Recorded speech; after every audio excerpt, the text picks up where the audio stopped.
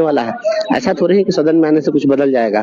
हमेशा रंग बदलने की कलाकारी नहीं आती, बदलते दौर की मुझको अदाकारी नहीं आती, जिसे तहजीब कहते हैं वो आते आते आती है, फकत दौलत के बलबूते रवादारी नहीं आती। शिक्षकों का आवाज जो शिक्षकों की आवाज है वह आवाज गूंजती रहेगी। केवल मुझे मौका मिले, सदन के हम अपने सभापति महोदय से भी, सभी माननीय सदस्यों से भी आग्रह करते रहेंगे कि आप हमें सहयोग करिए।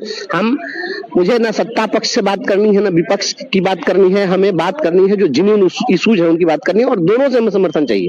सत्ता पक्ष में हमारा समर्थन करे, विपक्ष में हमारा, क्योंकि हमारा जो इशू है वो जनहित का मुद्दा है। ये सदन जो है, सरकारें आएंगी, सरकारें जाएंगी, सरकार में अभी जो सत्ता पक्ष में कल विपक्ष में बैठेंगे, आज जो विपक्ष वाले कल सत्ता में रहेंगे, और ये होता रहा है। लेकिन जो जनहित के मुद्दे हैं, कोई भी नेता वोट लेते हैं तो जनहित के सवालों को सुलझाने के लिए लेते हैं, तो हम सुलझाने के सवाल पर सभी से समर्थन भी मांगते रहेंगे। और शिक्षकों की जो समस्या है, शिक्षक चूंकि राष्ट्र निर्माता है, जब द्वितीय विश्व युद्ध हुआ उस समय में इंग्लैंड की संसद में वहां सभी विभागों की कटौती की गई बजट में, लेकिन शिक्षा की कटौती नहीं की। तो वहां पर अन्य विभाग वालों ने यह सवाल पूछा कि सभी विभागों की आपने कटौती की लेकिन शिक्षा के बजट में कोई कटौती नहीं की।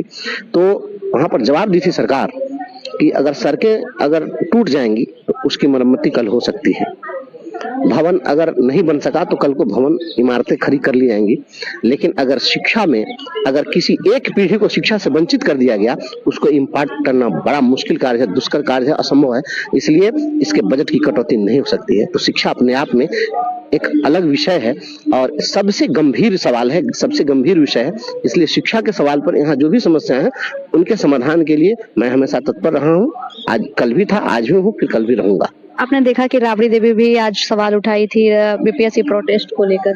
बीपीएससी प्रोटेस्ट को लेकर के सवाल वह उठाई हैं, तो हम तो बीपीएससी अभ्यर्थियों के हमेशा साथ रहे हैं। उसमें भी मैं साथ था। उसमें तो कुछ पॉलिटिशियन लोग जाकर के उन लोगों को मिसगाइड कर दिए। मैं तो डे वन से कह रहा था कि जो बीपीएससी अभ्यर्थी हैं यह सभी कॉम्पिटेंट लोग हैं और पढ़े लिखे लोग हैं, ये अपनी बात खुद रखने में सक्षम है।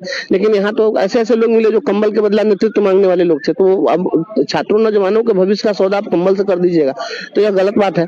और यहाँ एक चीज तो तय ही है ना कि बिहार के अंदर सब कुछ ठीक ठाक नहीं चल रहा है। सब कुछ ठीक ठाक नहीं चल रहा है और इस बात को हम लोग कहते रहेंगे। अब मैंने तो कहा है कि अगर आप इमारत बना रहे हैं तो बिल्डिंग आप बना रहे हैं तो हम आपको बधाई देना चाहते हैं, लेकिन मैं तब वहां पर रुक जाता हूं जब बनती हुई इमारतों में की दीवारों में ही दरारें जब मैं देखता हूं, तब मैं वहां पर ठिठक जाता हूं। तो मुझे सोचना पड़ता है कि मैं आपको बधाई कैसे दूं। तो ये चीजें हैं, आप केवल और केवल आईवास करना चाहते हैं, उसकी क्वालिटी नहीं देखना चाहते हैं। आप अपॉइंटमेंट कर रहे हैं। बिहार में शिक्षकों की बहाली हुई, यहाँ शिक्षकों की बहाली में अन्य राज्य से कितने लोग आ गए, बड़ी संख्या में लोग आ गए। क्या इतने लोग डिजर्व कर रहे थे? और अब खुद ही विभाग ही कहीं कहीं पर जांच करा करके और घोषित कर रहा है विभाग की ये अयोग्य लोग हैं और उन लोगों को बाहर का रास्ता दिखाया जा रहा है। तो जो गलत लोग चयनित हो गए तो उनको आप बाहर का रास्ता दिखा रहे हैं, लेकिन गलत लोगों को चयनित करने वाले जो लोग थे उन पर कार्रवाई क्यों नहीं हो रही? इसलिए कि वो बड़े लोग हैं, तो समर्थ के नहीं दोष गोसाई। तो ये बिल्कुल गलत है। बीपीएससी में मैं तो कह रहा हूँ कि कोई ऐसी परीक्षा जो बीपीएससी की निर्विवाद रूप से हो रही हो तो बताइए। कोई परीक्षा ना, हर जितनी परीक्षाएं हो रही है, शिक्षकों की परीक्षा ली गई बीपीएससी के द्वारा, देखे हजारीबाग में क्वेश्चन रटवाया जा रहा था। और बीपीएससी ने परीक्षा शिक्षकों का कंडक्ट किया है, तो आप देखिए उस परीक्षा में क्या हुआ कि एक उत्तर प्रदेश से आने वाली ट्रेन 3 घंटे विलंब थी, इसलिए परीक्षा को 3 घंटे डिले कर दिया। या पूरे हिंदुस्तान के इतिहास में कहीं ऐसा हुआ क्या कि कोई नौकरियों की परीक्षा और उसमें 3 घंटे डिले इसलिए कर दिया जाए कि कोई ट्रेन आने में विलंब है? सब कुछ न कुछ बातें हैं। देखिए, हम सरकार जो प्रशासनिक तंत्र है, ये प्रशासनिक तंत्र निरंकुश हो चुका हुआ है। कोई कितना भी गाल बजा ले, यहाँ पर जितने भी हमारे माननीय मंत्री बोल ले, जितने भी हमारे माननीय सदस्यगण बोल ले, लेकिन जब अकेले में उनसे बात करिएगा तो सब लोग भीतर वाले दर्द से सभी लोग करा रहे हैं। सभी लोग करा रहे हैं। आप मंत्री लोग से बात करिए ना, उनकी बात डीएम नहीं सुनता है। जो विधायक है थानेदार नहीं सुनता है, कोई नहीं सुनता है। कौन सुनेगा? यहाँ कोई सुनने वाला नहीं है। जितना यहाँ नौकरशाही इस तरह से है, और यही नौकरशाही जो है यह वर्तमान सरकार के लिए खतरा है। यह नौकर, मैं तो बार बार कहता हूँ। अच्छा, यह बताइए कि शिक्षकों के ट्रांसफर पोस्टिंग में सरकार का कौन सा वित्तीय बोझ बढ़ जाना है? फिर क्यों नहीं दे रहे हैं ये लोग? तो ये नौकरशाह लोग चाहे तो हो जाए।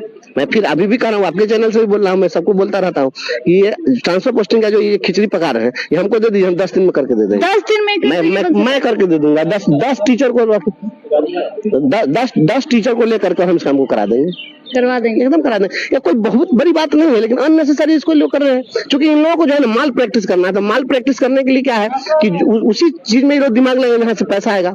आप तो पैसे के लिए वो ट्रांसफर पोस्टिंग रुकी हुई है। आप देखिए, बताते हैं उस काम को करेंगे जिस काम में इनका इंटरेस्ट है। अब जैसे बताते हैं आपको, शिक्षा विभाग में समरसेबुल गाड़ा गया, समरसेबुल गाड़ने से पानी निकला कि नहीं निकला, पैसा तो निकलिए ना गया। प्रीफाइव स्ट्रक्चर बनाएगा कि हम क्लासरूम बनाना है, प्रीफाइव स्ट्रक्चर देखिए गया में आप देखे वहां शिवहर में उड़ करके पेड़ पर जाकर लटक गया। कौन सा स्ट्रक्चर बनाएगा, पेड़ पर उड़ के स्ट्रक्चर चला जा रहा है, कोई कार्रवाई हुई किसी पर? ये सब 2000 करोड़ से अधिक रुपया शिक्षा विभाग में घोटाला हुआ। हम तो हर दिन बोलते रहते हैं, बोलते रहेंगे। मिला आप भी मिले थे शिक्षा मंत्री? शिक्षा मंत्री से नहीं मिला। शिक्षा मंत्री से क्या करेंगे, तो सभी लोग मिल करके थक हार गए। शिक्षा मंत्री के लगा रहा था, देखे ना इसके पहले जो शिक्षा मंत्री थे, आज जो आती है फकत दौलत के बलबूते।